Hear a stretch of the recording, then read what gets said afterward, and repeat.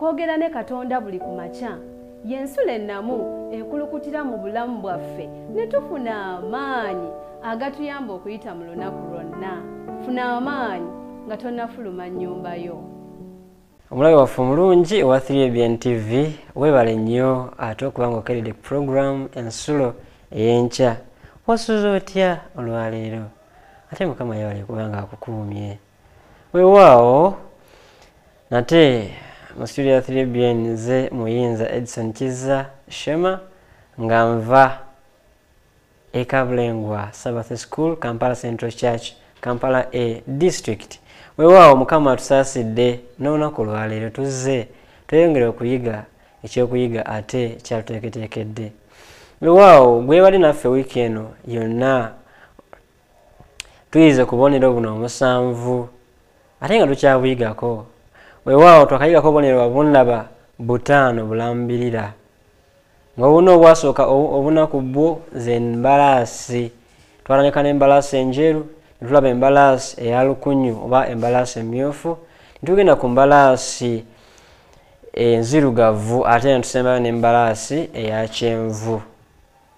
Weewaawo twalaba eyo yonna eyali atambula wamu naffe ate ne tweyongera okulaba akabonero ak'okutaano nga gy'emyoyo gy'abo abattibwa olw'obujulirwa bwe balina olw'ekigambo kyamu n'obujulirwa bwe baali balina. Era ne tulaba nti okusala omusango abadde alowooza nti ekunnaba kubaawo, malayika owasooka agamba nti mutye Katonda mumuwe ekitiibwa kubanga ekiseera eky'omusango gwe kikoze kitya? Kituuse. Mumusinze eyakola eggulu n'ensi, ennyanja n'ensulo ez'amazzi. Weewaawo tulaba nga ekiseera ky'omusango kyatuuka era okuwoolera eggwanga eri abo abaayibwa omusaayi gwabwe ku lw'obujulirirwa bwe balina ne kutandika. Era twalabye ne tweyongera okulaba nti n'abo abanakola kye kimu oba n'abo banaawayo obulamu bwabwe mu mbeera efaanako bw'etyo nabo balina okuba n'obuvumu kubanga Katonda kye yasuubiza akituukiriza. Weewaawo n'olunaku olwaleero ng'ennaku z'omwezi lumu, omwezi ogwokuna, abamu ku mmwe abali eyo muyinza okuba muluyita olunaku olw'okulimba naye nga luyita olunaku lw'abasiru abamu. Naye nze nkuledde mawulire malungi, si mawulire gafaanako bwe gatyo. Yalalira mu mbeera efaanako bw'etyo, Mukama waffe afaayo gy'oli era akusaasira kubanga agamba nti abadda gye ndi sibagoba n'akatono. Weewaawo obubonero bw'ebiseera gwe mutwe gwaffe ogw'olunaku olwaleero. Tugenda kusoma Olunyiriri lwaffe olw'E11. Tukyali mu ssula ya 6 eno eyakubikkulirwa. Tuli kabonero kati ate wakandaba ak'omukaaga. Bwe yabembula akabonero ak'omukaaga ne ndaba ne waba ekikankano kinene, enjuba n'eddugala ng'olugoye olw'ebyoya, n'omwezi gwonna ne guba ng'omusaayi, n'emmunyeenye ez'omu ggulu ne zigwa ku nsi ng'omutiini we gukunkumula amagu gaagwo nga gunyeenyezebwa empewo ennyingi. Olunyiriri lwa 11 tusomye olunaku olwaleero. And white robes were given.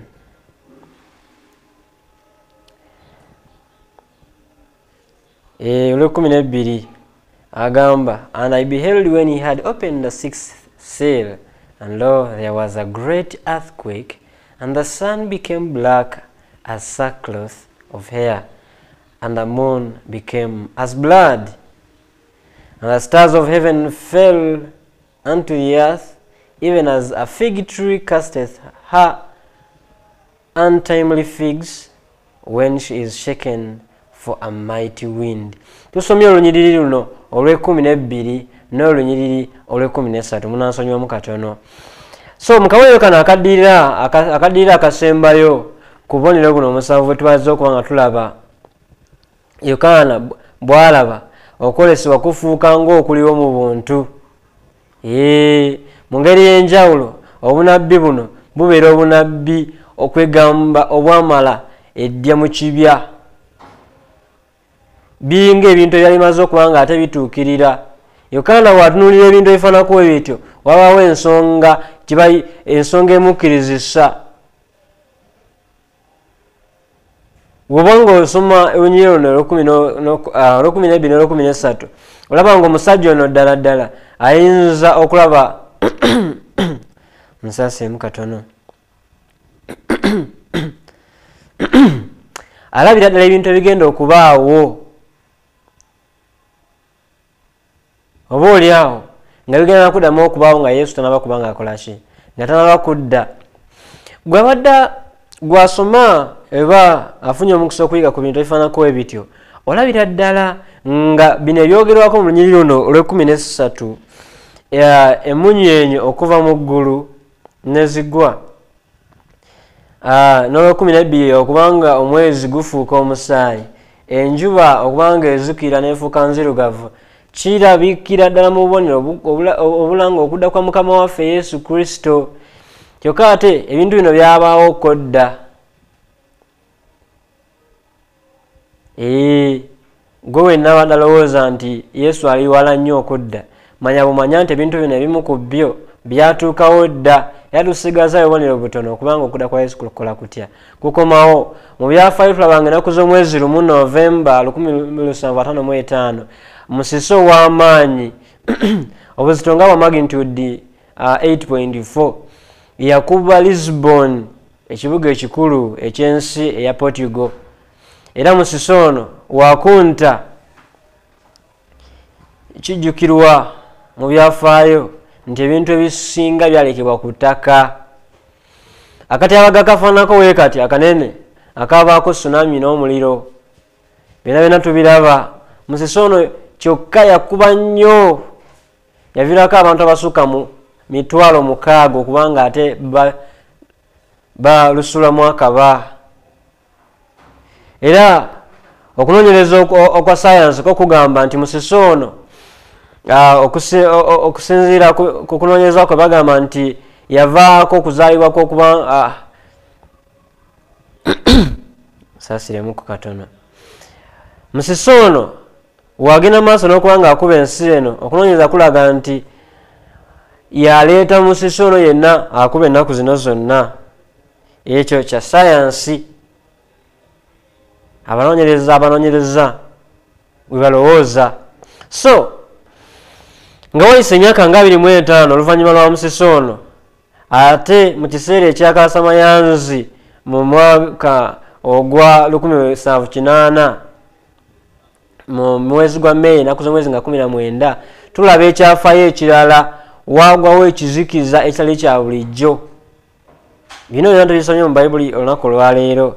Era wonna wonna mu bwengula kigambibwa nti mu England tewaalimu wadde akamyansa kebe munyonyoke gube mwezi wadde enjuba, kizikiza zigizigi ekyakwata. Era abanoonyereza bano bakugamba nti ekizikiza kino kyali kikwafu nnyo, abantu abamu ne babanga ate batandika n'okuyiiya okubanga bakoleza amataala obudde obw'emisana ekitabangawokko. Ekizikiza kino kyali ky'amaanyi nnyo, era mukwano gwange alaba ebigambo bino. Ekizikiza kino kyatwala okutuusa enkera nga kikyali kizikiza. Ekiro ekyo omwezi nagwo gwafuuka ng'omusaayi. Bino tubisomenyeeko olunaku olwaleero. Bino byonna byafaayo ebyensi ebigenze maaso n'okuba nga birabibwako. So ge mukwano gwange alaba ebigambo bino, nsaba weeko kyolowooza. Obubonero buno 7 nga bwe tubulabye, nagambye nti gino bino byakulabirako. Bwe twasobola okulaba embalaasi zaali emirembe gy'ekkanisa, kaakati tweyongera okulaba ebintu ebigenze maaso n'okuba nga ate bibaawo. ate mu 1993 omwezi guno gwa November ennaku z'omwezi nga 13 tulaba ekyafaayo ekirala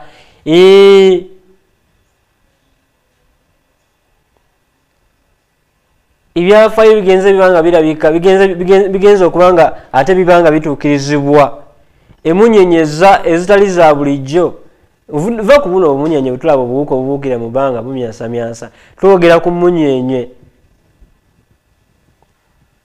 zaagwa emunyenye zino abanasayansi bagezaako okunoonyeza ne bagamba emunyenye nga gye bayita Great Leonids zatonya mu ggwanga erya North America mu buvanjuba. Bino byonna bigenze bibaawo gwe kikutegeeza ki muganda wange ne mwannyinaze alaba ebigambo bino. Omwaka ogwo gwe nnyini ogwa 1883 tulaba okugwa kw'emunyeenye okw'emirundi egy'enjawulo si mulundi ogwo gwokka ogwa November nga 13. Weewuunye ebintu bino byonna nga byogeddwako wano mu kitabo ekyakubikkulirwa n'ebitabo ebirala nga Matayo. Kakati gwe muganda wange ne mwannyinaze alaba ebigambo bino njagala olowooze era ofumiitirize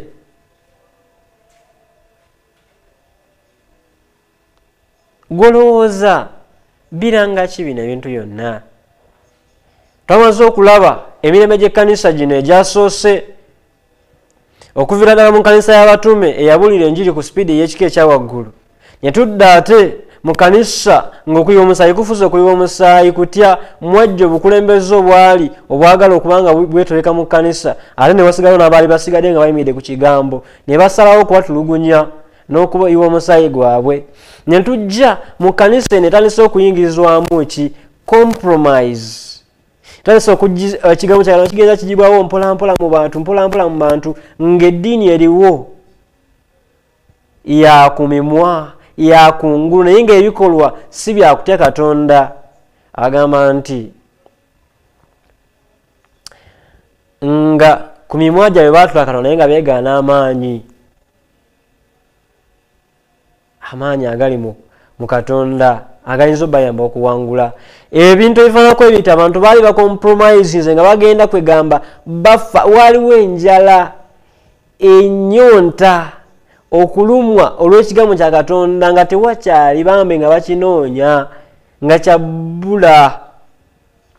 Kale tuvudde mu mulembe ogwo tuyingidde omulembe ogw'ekizikiza ekizigizigi gwali mulembe kyogwo gubayita omulembe gwa Dark Ages ng'ekigambo kya Katonda kigiddwa ddala mu bantu nga tewakyali yadde ng'obukulembeze obufuga mu biseera ebyo obwa Ruumi batambulira ku nnono zaabwe temukyali kigambo kya Katonda mu bantu. Enkulaakulana n'esooka egootaana ebintu byonna ne bisooka bidda emabega. Kakati tumala ova mu kiseera ekyo tuyingira akabonero ak'okutaano. Ke kabonero ke twalaba mu lunyiriri luno olw'omwenda nti wansi w'ekyoto oba wansi wa olutaali nga waliyo emyoyo gy'abo abattibwa olw'ekigambo kya Katonda n'olw'obujulirwa bwe banyweza. Ne twegera tulaba nti bakola ki? Bagamba olituusa ddi ayi Mukama obutawoolera ggwanga. So tulaba nti okusala omusango kutandika mu kiseera ekyo ekya 1844 ndi mukumenyeramu mpolampola ebintu bino tugenze tulaba. Kale tulaba akabonero ak'omukaaga tuli mukulaba olunaku olwaleero. Ki ekituukawo? Obubonero obumu bulabika obulanga okudda kwa Yesu okwamangu ddala. Emunyenye zigwa, omwezi gufuuka gwa musaayi, enjuba ezikira, ate nga kwogasse ebintu bino byonna nga tubirabye era nga byatuukawo musiso ow'amaanyi n'okukankana. Bino byonna biranga ki? Mulembe ku mulembe tunaatera okutuuka mulembe ogusembayo. Kitegeeza tuli kumpi n'okudda kwa Mukama waffe Yesu Kristo. Kiki ekitwetaagisa? Twetaaga okubeera nga tuyimirira. Nali nga nkubuuza ebibuuzo wiikendi ewedde Nenkubuuza okukkiriza ko kuli ku stage ki? Oli ku stage eno ey'okubuulira enjiri n'obuwagazi bwonna n'okutambula n'amaanyi nga tolina kyotya? Otulugunyizibwa lwa kukkiriza kwo oba otandise okompromisinga? Mukama akusaasira tonatuuka ku level ya kufa, kubanga woofa ebyo biba bikoze bitya? Biba biwedde. Weekebere mu mutima gwo, weetunuulire, weetegereze wa wennyimiridde mu kaseera kano ke ndimu. Kituufu ndi mweteefuteefu singa Yesu abanga azze olunaku olwaleero okumusisinkana? Mukono gwange naawe nsaba olowooze mu ebigambo ebyo. Buboolero bonna bwe tulabye mu kabonero kano ak'omukaaga butulaga nti okudda kwa Mukama waffe Yesu kuli kuki? Kuli kumpi. Akabonero kano ak'omukaaga ke katulaga ebibamba ebibaawo ku nsi ng'omusisi ono gwe tulabye ow'amaanyi, nga enjuba gye tulabye ng'ezikira, nga omwezi okufuuka omusaayi, emunyeenye okugwa ku ttaka. Bino byonna tubiraba, naye tetuli mu kutiisatiisa muntu yenna. Ekibuuzo kigamba nti bino bwe mbiraba nkola ki? Agamba nti mulabanga ebyo nga bitandise okubaawo, mukole mutya? Mutule waggulu. Okunulibwa kwamwe kuli kumpi, okunulibwa kwaffe kuli kumpi. Muganda wange ne mwannyinaze andaba. Ebigambo bino nsaba bikola amakulu mu bulamu bwo. Tuli wano okusoma byafaayo, kukujjukiza, kukunyumirwa. Tuli wano okumanya ebibaddewo tusobole okweteekateeka, kubanga ekiseera kiri kumpi. Tetulina kiseera kinene nnyo kisigadde, tulina ekiseera kitono ddala, nnyo nnyini ddala. So mukwano gwange ne mwannyinaze ndaba, ebyawandiikibwa byalagula ebintu bino nga byakubaawo, ng'ebula ebyasa n'ebyasa by'emyaka nga tebinaba kubaawo. Gwe abadde agoberera ebigambo bino tujjukira ebintu bingi bitulako mu ssula ezasooka ez'ekitabo kino ekyakubikkulirwa.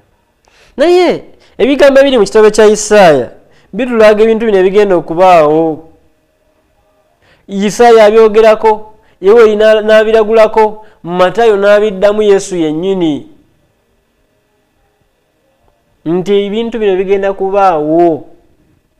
Gwe abadde atamanyi genda osome Matayo essula ya 24 ogenda kulaba ebintu bino nga byonna byogerwako. Ate bitulabye olwaleero emunyeenye zino, enjuba, genda osome Olunyiriri olwa 29.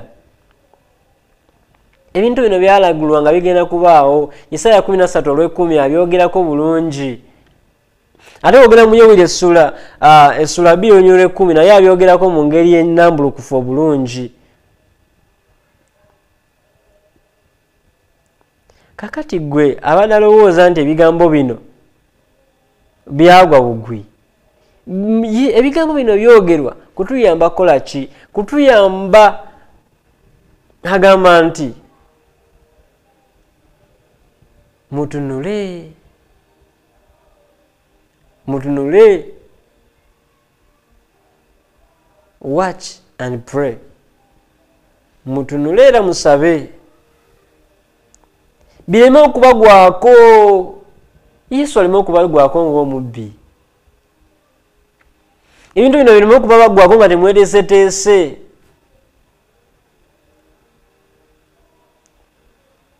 Agamba mu Zabbuli sura 10:19 nti ekigambo kyo yetabaaza eri ebigere byange, omusana eri ekkubo lyange. Kakati w'otakkiriza kigambo kya Katonda kukuluŋŋamya n'okukulaga biki ebigenda okubaawo n'ebigenda okujja, ogenda kutambula mu bulamu nga bwa buzibe bw'amaaso. Ogenda kuba ng'otambula ng'ovugira ku luguudo lw'okufa nga tomanyi, kubanga akapande okalese mabega, toyagala kumanya. Naye atuwadde manyo yiino. Byonna byayagala okumanya muno mwebiri. Oyagala okweteekateeka, oyagala okweyongera okusembera Katonda, oyagala okubeera mu bulamu obweyagaza era obulamu obw'essuubi byonna byonna mwebiri muno mweno manyo. Mukama alina ensonga lwaki ekintu kino akituwadde. Tatuwadde kigambo kye kukituulira na kukitereka, naye atuwadde okukisoma tusobole okubeera nga ate tweteekateeka olw'ebyo bigenda okujja. So njagala wetegereza ebigambo bino. Ebigambo bino obyetegereza obulungi ogenda kulaba nga byonna nga we byogeddwa bituukirira. So tugambye nti buno bwonna bubonero obulanga okudda kwa Mukama waffe Yesu Kristo. Byonna byonna bye tulabye wano nti mu England ekizikiza kyakola kitya? Kyakwata. Akyogeddeko wano mu ssula Lunyiriro 12 nti enjuba neefuuka nzirugavu ng'olugoye olw'ebyoya. Ekyo akyogeddeko. Era tulaba bulungi byonna byonna nga we byalagulwa nga bikola bitya? Nga bituukirira. So mukwano gwange ne mwannyinaze, tewali kyakwebuuza, tewali kubuusabuusa kwonna. Bayibuli nga wayogedde byonna byonna bikola bitya? We biri. So zino zonna tuzirabye. Sikankudiremu Olunyiriri luno olw'13 agamba n'emunyeenye ez'omu ne zigwa ku nsi ng'omutiini gukunkumula.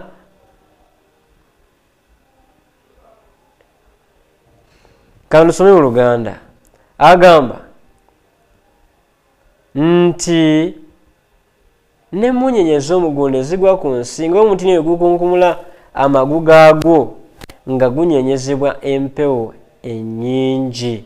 Weewaawo eyo yonna byonna bibaawo. Agambye okugwa kw'emunyeenye kulinga omutiini guno gukunkumula amagu gaagwo, nti emunyeenye zaagwa nga tekisuubirwa. Abo ne balowooza n'okulowooza nti ennyumba zaabwe zikutte n'omuliro. Agambye nti omwezi gugenda fuuka muddugavu, enjuba egenda fuuka nzirugavu nga olugoye oluddugavu, olugoye olw'ebyoya. N'omwezi gufuuke ng'omuki? Ng'omusaayi.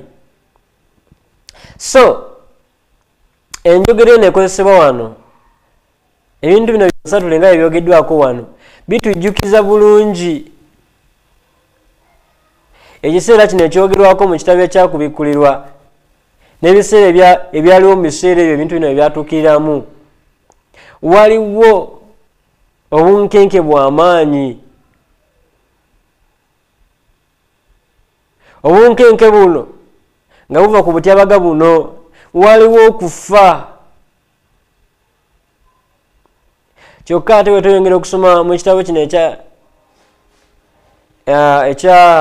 bwe tusomako mu Bayibuli abantu bano ng'ekintu kino kyakozesebwanga kino olugoye luno byoya lwakozesebwanga kye bayita sackcloth.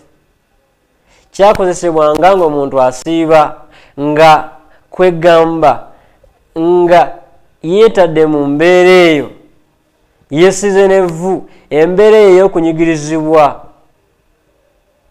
Kwegamba nga embeera ya kulaba nnaku, ng'embeera ya afflicting yourself. Abantu bano beerumyanga. Kyekigezezeddwako wano mu kuzikira kwaki? Okw'enjuba. Era bw'osoma mu kitabo kya Eseza essula ey'okuna olaba abasajja bano nga bagenda okusiba zino ennaku 3 bajjamu engoye ne bambala ebibukutu. Era olaba ne mu kitabo kya Yona essula ey'okusatu abantu bano bena babulira ebigambo ebyali mutumiddwa ne beesiba ebibukutu ne beesiiga evvu ne beerumya. Kwegamba akabonero kwalaganga kwerumya.